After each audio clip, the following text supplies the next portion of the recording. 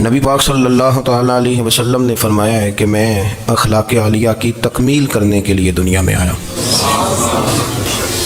جتنے اخلاق ہو سکتے تھے، جتنی خوبصورتیاں ہو سکتی تھیں، جتنی اللہ کو محبوب تھیں، وہ ساری میرے نبی کریم نے بیان فرمائی، ساری رسول کریم صلی اللہ تعالیٰ علیہ وسلم نے بیان کر دی ہیں، جتنی خوبصورتیاں ہو سکتی تھیں۔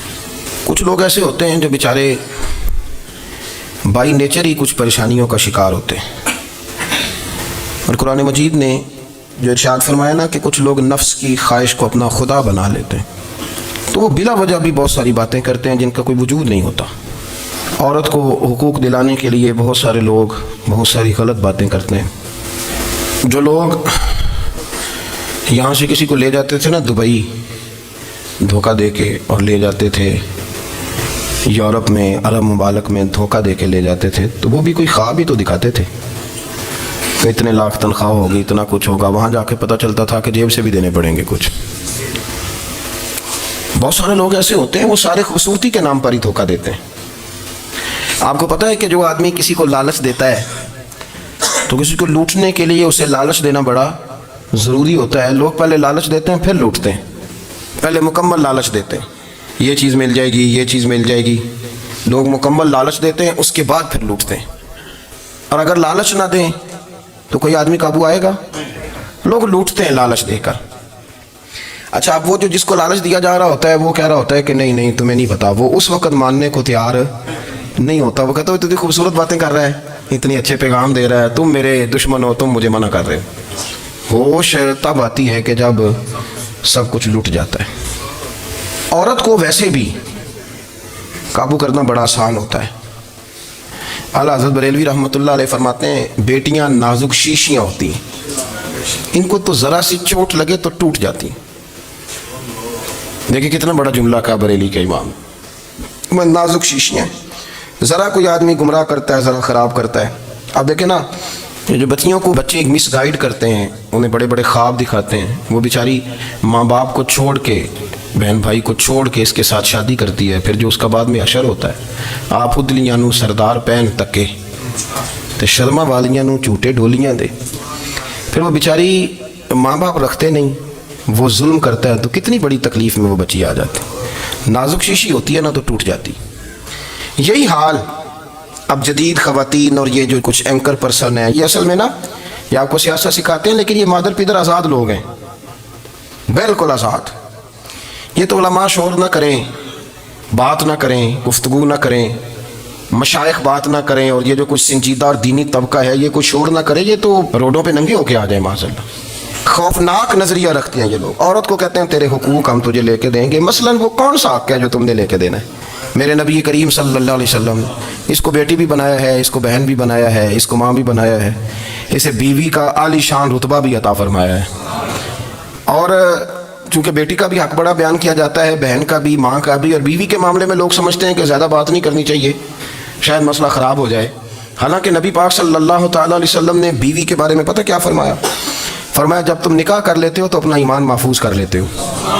اب میں اس کی شرح نہیں کرتا، آپ خود کر لیجئے گا کہ وہ ایک ایسی شخصیت ہوتی ہے کہ جس کی موجودگی میں آپ کا ایمان محفوظ ہے۔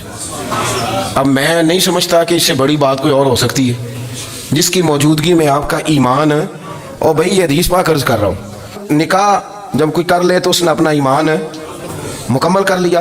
اس کا معنی یہ ہوا کہ آپ کا ایمان محفوظ ہے اس کی موجودگی میں۔ تو اس سے زیادہ بھی، یعنی ایمان سب سے قیمتی چیز ہے نا، تو اس کے محفوظ ہونے کی وجہ حضور نے نکاح بیان کر دی۔ تو اب میرا خیال ہے بیوی اگر کوئی اس سے بڑا حقوق مانگے گی تو بیوقوفی کرے گی۔ اتنا بڑا درجہ نبی کریم نے اسے عطا کر دیا، اتنا بڑا مقام دے دیا کہ تو خاوند کے ایمان کے محفوظ ہونے کا ذریعہ بن گئی ہے۔ عورت کو جو حقوق رسول کریم صلی اللہ تعالیٰ علیہ وسلم نے عطا فرمائے، نبی پاک نے جو حقوق دیے، دیکھیں نا، حضرت عبداللہ ابن عمر رضی اللہ تعالیٰ عنہ کی اہلیہ بیمار تھی، تو جلدی جلدی سے وہ آئے، تو جب بہت جلدی ہو، سفر بڑا شدید تھا، تو آپ نے جلدی سے نماز ادا کی، جلدی سے چلے۔ آپ کے خادم کہنے لگے حضور خیریت ہے؟ فرمایا میری بیوی بیمار ہے۔ تو اس نے عرض کی حضور آپ کی اہلیہ بیمار ہے، تو آپ نے نماز بھی جلدی سے پڑھی، سفر بھی جلدی جلدی کیا۔ تو فرمانے لگے یہ وہ چیزیں ہیں جو ہمیں مدینے والے رسول نے سکھائی۔ آپ اس کیفیات کو سمجھیں کہ حضور صلی اللہ علیہ وسلم نے درس دیا۔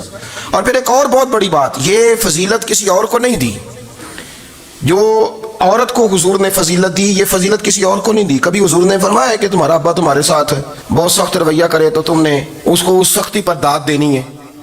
فرمایا چلو اگر وہ زیادتی بھی کرے تو تم نے اس کے ساتھ سلوک اچھا ہی کرنا ہے. لیکن آپ ایک بات کو سمجھے نا کہ بچے کے بارے میں، بیٹے کے بارے میں، بیٹی کے بارے میں فرمایا 10 سال کے ہو کے نماز نہ پڑھے تو سختی کرو، تمہارا ڈنڈا بھی لٹکنا چاہیے.